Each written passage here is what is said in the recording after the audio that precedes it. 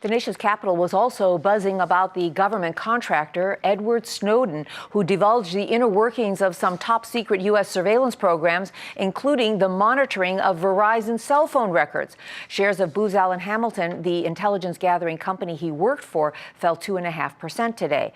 Now, Booz Allen profits more than $1 billion a year from the federal government in the big business of outsourcing thousands of intelligence jobs to the private sector. Eamon Javers has been following the story all day and joins us from Washington. Eamon, what's going on? Well, the fact that Booz Allen was the employer of Edward Snowden, the 29-year-old technical analyst who says he's the man who leaked the NSA documents to the London Guardian and to the Washington Post, that fact has put renewed attention now on this whole question of private intelligence contractors, the so-called Beltway bandits in local jargon here inside the Beltway. You know, the Washington Post did an epic series on these firms a couple of years ago, and they looked at exactly how pervasive this is. Let me bring in now a couple of bullet points. If we could put those up on the screen, you get a sense of just what it is the Washington Post said about the scale of this. They said that some 1,271 government organizations and 1,931 private companies work on programs related to counterterrorism, homeland security, and intelligence in about 10,000 locations across the United States. They also said in the Washington, D.C. area, 33 building complexes for top secret intelligence work are under construction or have been built since September of 2001.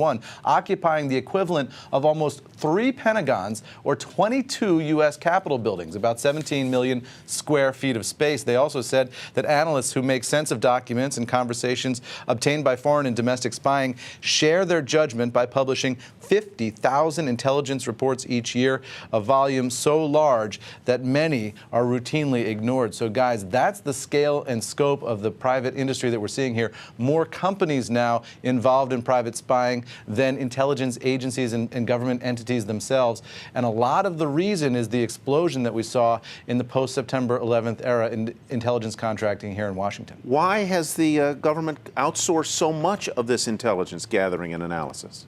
Well, Tyler, I think one of the main reasons is that post-September 11th boom. They needed to hire a lot of intelligence analysts, and they needed to hire them very quickly. And what they found was they couldn't pay competitive salaries in the government on the government scale. Remember, a CIA agent makes government scale salary, whereas what we saw here with Edward Snowden is he says his salary at 29 years of age was $200,000 a year. So they're able to pay these folks a lot better in the private sector than they are in the government, and that's one reason to do it, is to lure top talent. Who oversees all of this?